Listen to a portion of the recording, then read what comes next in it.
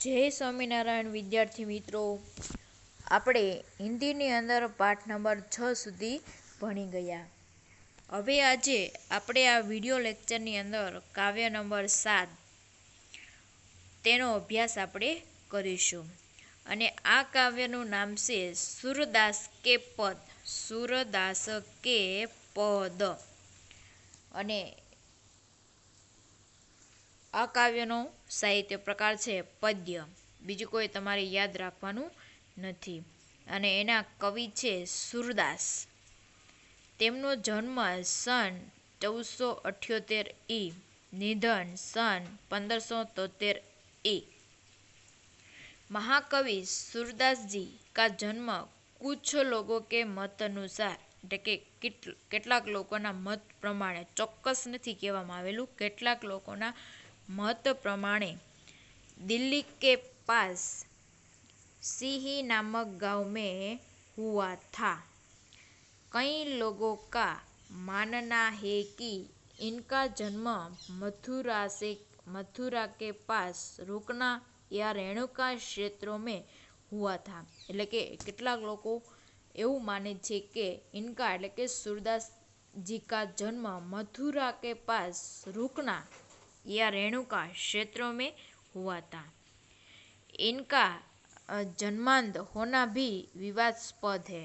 એટલે કે એ અંધ હતા, એમ કે ઘણા લોકો એવું કહેતા કે જન્મથી જ અંધ હતા, જે ચોક્કસ નથી પણ વિવાદાસ્પદ છે. એટલે કે ચોક્કસ નહીં, એમ 100% સાચું નહીં.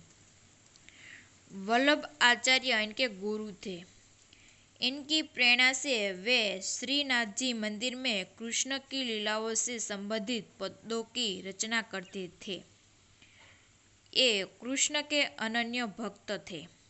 सूरदास जी से वो कृष्ण के अनन्य भक्त थे. હવે અહીંયા આપણે જે અહીંયા પદ્ય सूरदासजीને लिखे हैं उनके परिचय આપણે हम देखिए. वात्सल्य एवं श्रृंगार रस के वर्ण में वे अद्वितीय है. એટલે કે વાત્સલ્ય એટલે કે જ્યાં પ્રેમની વાત કરવામાં આવેલી હોય. વાત્સલ્ય કોને કહેવાય? કે જ્યાં માતા અને પુત્ર વચ્ચેના પ્રેમની વાત છે, અતિશય લાગણી હોય ત્યાંની. અને શૃંગાર રસની વર્ણન કરવાનું હોય, એમાં सूरदासजी अद्वितीय એટલે કે अद्भुत હતા. प्रस्तुत पद में सूरदास जी की अनन्य भक्ति भावना का परिचय मिलता है. जो आप અહીંયા જે પદ્ય આપવામાં આવેલા છે, इस पद्य में से हमें क्या मिलता है? तो सूरदास जी की यानी कि सूरदास जी की अनन्य भक्ति भावना, भक्ति भावना का परिचय हमें मिलता है.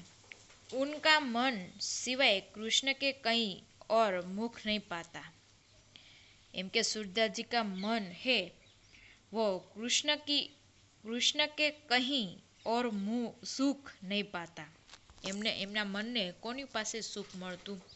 તો કે કૃષ્ણના દર્શન કરવાથી જ. બીજી જગ્યાએ કોઈ પણ જગ્યાએ એમના મનને સુખ છે એ મળતું નહીં. जिन आँखों ने कमल के समान नयन वाले श्री कृष्ण का दर्शन कर लिया हो वे और देव की आराधना कैसे कर सकते हैं? एम के जेनी आँखोए कमल के समान, अहियाँ श्री कृष्ण भगवान ने कमल के समान नयन वाले એટલે કે જેની આંખો, અહીંયા જો શ્રી કૃષ્ણ ભગવાનની આંખો છે, એની આંખોની સરખામણી सूरदासजीને કમળની સાથે કરેલી છે. તો એમ કે જેની આંખો કમળના જેવી છે એવા શ્રી કૃષ્ણના દર્શન કરી લીધા પછી બીજા દેવ કી આરાધના એટલે કે બીજા ભગવાનની પ્રાર્થના છે, આરાધના કે કેસે કર શકતે એટલે કે કઈ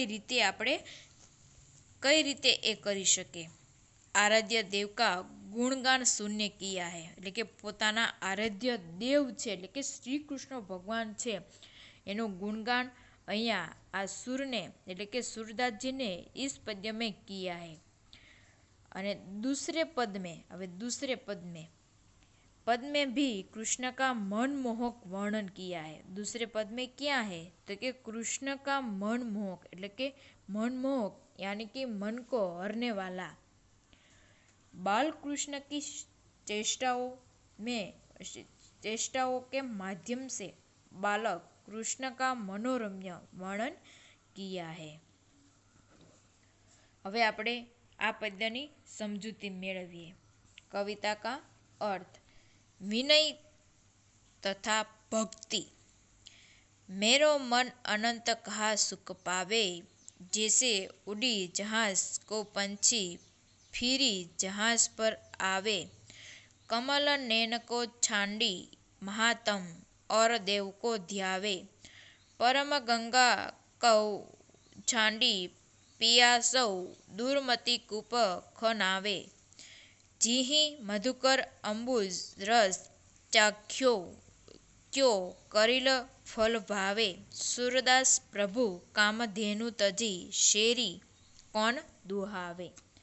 હવે જો इस पद्य में सूरदास जी हमें कहते हैं कि मेरो मन अनंत कहा सुख पावे। अनंत એટલે કે अन्यंत्र। અહીંયા જે અમુક શબ્દોના અર્થ હું તમને કહેતી જઈશ, જે તમારે પાઠ્યપુસ્તકની અંદર એનો અર્થ લખી નાખવાનો અથવા તો પાકી બુકની અંદર। અનંત એટલે કે अन्यंत्र। मेरो मन अनंत कहाँ सुख पावे। सूरदास जी कहते हैं कि मेरा मन, किसका मन तो कि सूरदास जी का मन, मेरा मन श्री कृष्ण के सिवाय और कहीं सुख नहीं पाता। અહીંયા જો सूरदासजी શું કહે છે? सूरदासजी કહે છે કે મારું મન શ્રી કૃષ્ણ સિવાય બીજે ક્યાંય સુખ પામતું નથી। એટલે કે सूरदासजीનું મન છે, એના મનને સુખ કોની પાસેથી મળે છે તો કે શ્રી કૃષ્ણ ભગવાન પાસેથી। શ્રી કૃષ્ણ ભગવાન સિવાય બીજા કોઈ દેવની પાસેથી એના મનને શાંતિ, જે સુખ છે એ મળતું નથી। जैसे उड़ी जहाज को पंछी फिरी जहाज पर आवे।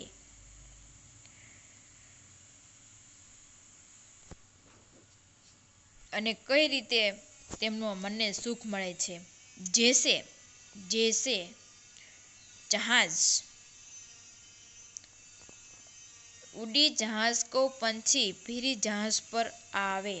जैसे जहाज का पंछी એટલે કે पंखी, જે આપણે કહીએ તે પક્ષી, પંખી પક્ષી એટલે કે જહાજ પરનું જે પક્ષી છે એટલે કે વાણ પરનું પક્ષી। जैसे जहाज को पंछी એટલે કે जहाज का पंछी, जहाज છે એટલે કે जहाज છે, उड़कर उड़ी એટલે કે उड़कर, पुनः फिरी એટલે કે पुनः जहाज पर એટલે કે जहाज पर ही आता है। उसी तरह मेरा मन अन्य देवताओं के यहाँ से भटक कर फिर श्री कृष्ण के चरणों में लौट आता है। એટલે અહીંયા सूरदासजीનું મન છે કઈ રીતે ભટકીને આવે છે?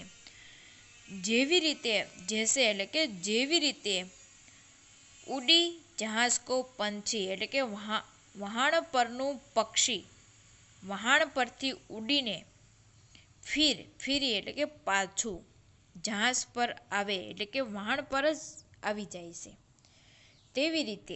એવી રીતે મારું મન અને सूरदासजीનું મન છે અન્ય દેવતાઓમાં ભટકીને ફરી શ્રી કૃષ્ણના ચરણોમાં પાછું આવે છે। એટલે કે બીજે ક્યાંય જતું નથી, બીજે ક્યાંય એનું મન છે એ લાગતું નથી। कमल नैन को छांडी महात्म और देव को ध्यावे। અહીંયા જો કમલ નૈન એટલે કે કમલ કે સમાન નેત્ર વાલે શ્રી કૃષ્ણ, કમલ નૈન એટલે કે કમલ કે સમાન નેત્ર વાલે શ્રી કૃષ્ણ, અને મહાત્મ એટલે કે મહિમા। कमल नैन को छांडी महात्म और देव को ध्यावे। कमल नयन એટલે કે कमल कमल के समान नेत्र वाले श्री कृष्ण। कमल नयन श्री कृष्ण की महिमा छांडी એટલે કે छोड़कर वह अन्य और देव को ध्यावे, अन्य किसी देवता का ध्यान कैसे कर सकता है। એટલે કે कमल नयन श्री कृष्ण की महिमा को छोड़कर वह अन्य એટલે કે બીજા કોઈ किसी देवता का ध्यान कैसे कर सकता है।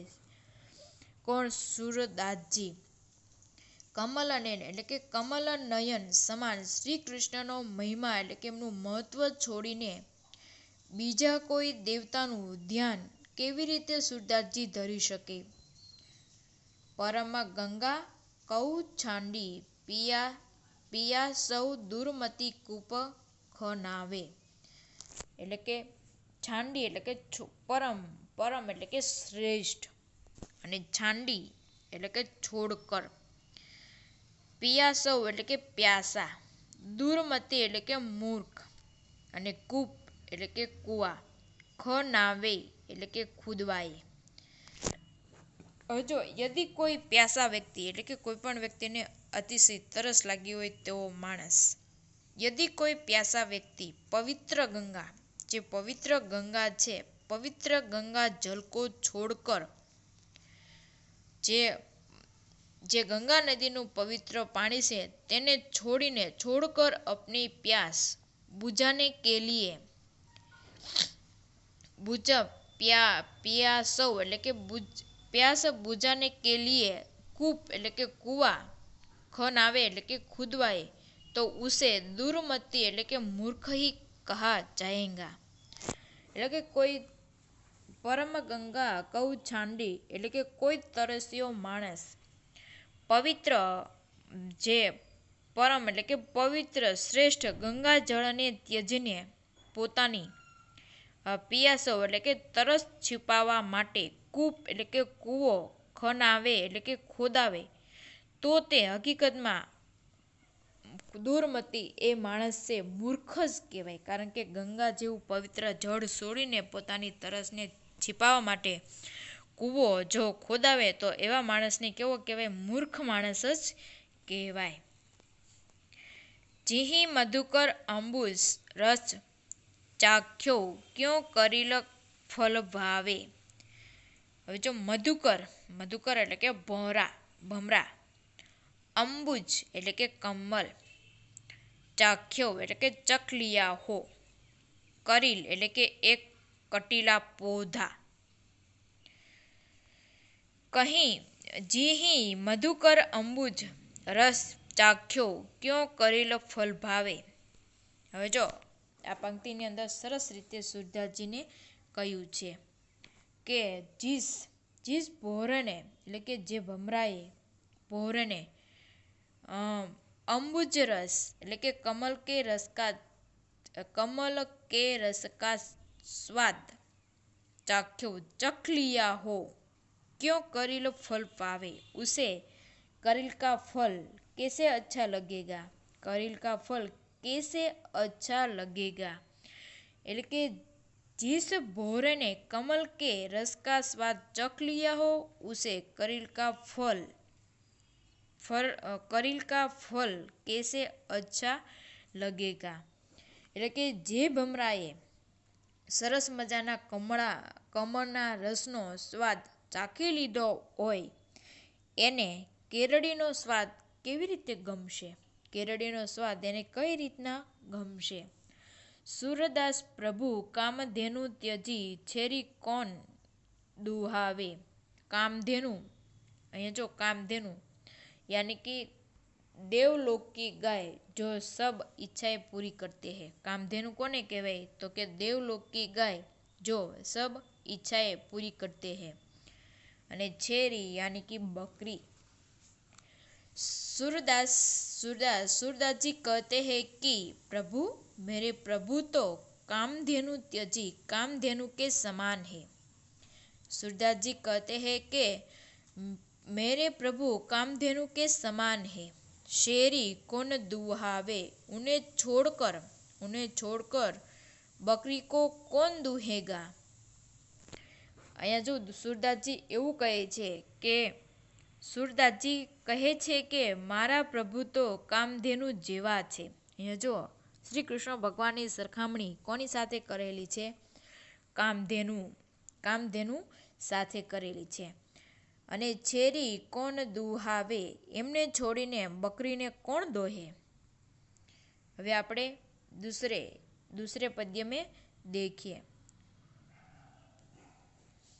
शोभित कर नवनीत लिए, शोभित कर नवनीत लिए, घुटुरुनी चलन रेणु तन मंडित, मुख दधी लेप किए, चारु कपोल लोल लोचन गोरोचन तिलक दिए, लट लटकनी मनु मत मधुप गण मादक मधुही पीहे, कठुला कंठ व्रज्र के हरि नख राजत रुचिर इये, धन्य सुर एकौ पल इहि सुख का शतकल्प जिये.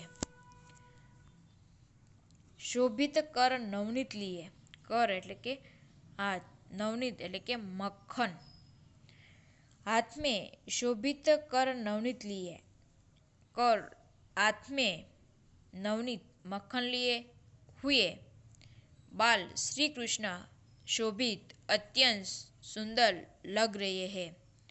એટલે કે हाथ में मक्खन लिए हुए बाल श्री कृष्ण अंति शोभित એટલે કે अत्यंत सुंदर लग रहे हैं. घुटुरुनी चलन रेणु तन मंडित, मुख दधी लेप किए. રેણુ એટલે કે ધૂલ, અને મંડિત સુશોભિત, અને દધી એટલે કે દહીં. વે ઘૂંટો કે બલ ચલ રહે હૈ એટલે કે પોતાના ઘૂંટણ છે એના દ્વારા ચાલી રહ્યા છે. ઘૂંટુરુની ચલન એટલે કે વે घुटों के बल चल रहे हैं. तन मंडित उनके शरीर पर धूल लगी हुई है. तल मंडित तन मंडित, रेणु तन मंडित એટલે કે उनके शरीर पर धूल लगी हुई है. और मुख दधी केप किए, और मुख में मक्खन लगा हुआ है. અહીંયા જો હાથમાં આપણે ગુજરાતી એનો અર્થ જોઈએ કે શોભિત કર એટલે કે હાથમાં માખણવાળા બાલકૃષ્ણ અત્યંત સુંદર લાગે છે અને તેઓ ઘૂંટણીએ ચાલી રહ્યા છે.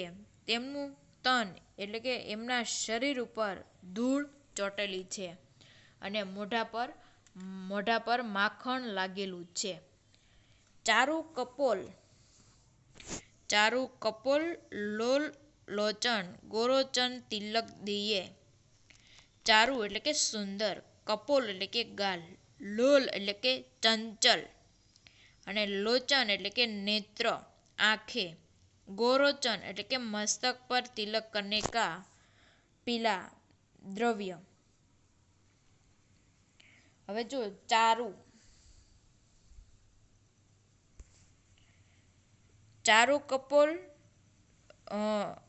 कपोल એટલે કે उनके गाल सुंदर और लोल लोचन नेत्र चंचल है.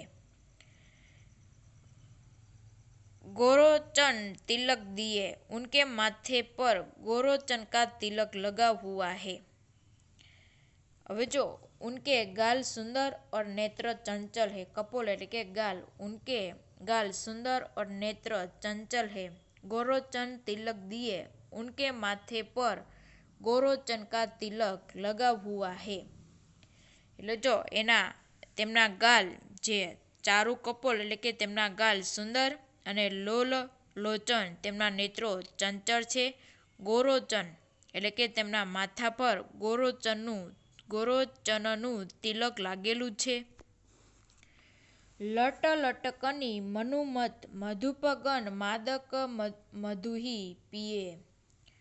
એટલે કે તમે જો उनके सिर के दोनों ओर लटे,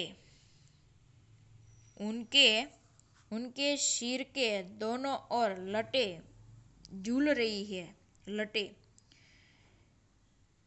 मत मधुगन यानी वे मस्त मधुर पीकर मस्त हुए भोरों के समान लग रही है।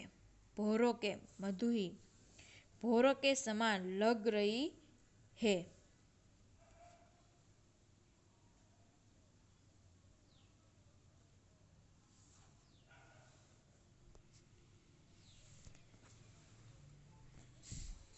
તેમના જો લટ લટકની તેમના મસ્તકની બંને બાજુએ વાળની લટો ઝૂલી રહી છે અને મત મધુપ ગન માદક મધુહી પીએ અને તેઓ મસ્ત મધ પીને મસ્ત થયેલા ભમરા સમાન દેખાય છે. કઠુલા કંઠ વ્રજ્ર કે હરી નખ રાજત રુચિર હિયે અને પછી લટ આપણે આગળ શબ્દ આવ્યું કે લટ કે સિર કે બાલો કા ગુચ્છા મનુ એટલે કે માનો મત એટલે કે મસ્ત મધુપ એટલે કે ભોંરા. હવે જો કઠુલા એટલે કે ચાંદી કી ચોકીઓ બગનખા ઓર બજ્જર બટુ કી માલા પછી કે હરી નખ એટલે કે સિંહ કે નાખૂન રાજીત એટલે કે સુશોભિત રુચિર એટલે કે સુંદર. હવે જો કઠુલા કંઠ એટલે કે ગલે में पहनी हुई चांदी की चौकियों व्रज्र के हरी नख એટલે કે बदनखा और बज्जर बटू की माला राजत रुचिर हुए એટલે કે माला हृदय पर सुशोभित हो रही है.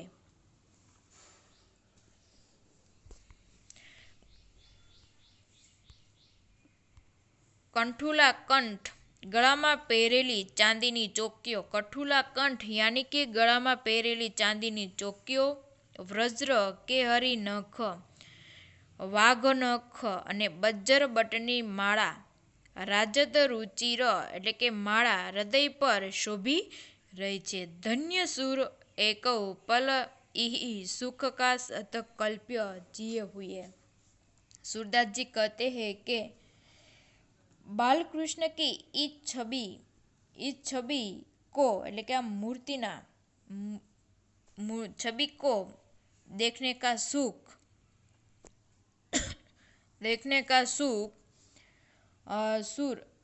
सुर एक पल એટલે કે સુખ એક પલ के लिए भी मिल जाए तो भी धन्य जीवन धन्य हो जाए. का सत कल्प्य जिए फिर 100 कल्प तक जीने का कोई अर्थ नहीं. અને સુરદાસજી કહે છે કે સુરદાસજી કહે છે કે બાલકૃષ્ણની આ છબી જોવાનું સુખ એટલે કે ઉપર આપણે અત્યાર સુધી જોયું એ બધી પંક્તિની અંદર આ પદ્યની અંદર શ્રી કૃષ્ણ ભગવાનનું વર્ણન સુરદાસજીને કર્યું છે.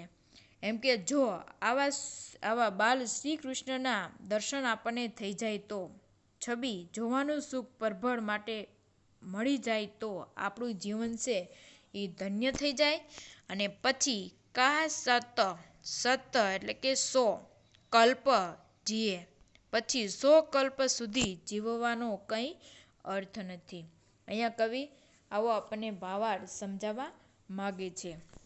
शब्दार्थ और टिप्पणी अनंत दूसरे स्थान पर अन्यत्र पंछी એટલે કે પક્ષી વિહગ મહાત્મ એટલે કે મહાનતા મહામાત્ય ધ્યાવે એટલે કે ધ્યાન કરે છાંડી એટલે કે છોડ કર પિયાસો એટલે કે પ્યાસા દુર્મતી એટલે કે ખરાબ બુદ્ધિવાલા કરીલા એટલે કે કંટીલી જાડી છેરી બકરી ચારુ યાની કે સુંદર લોચન યાની કે આંખ मादक એટલે કે नशा युक्त.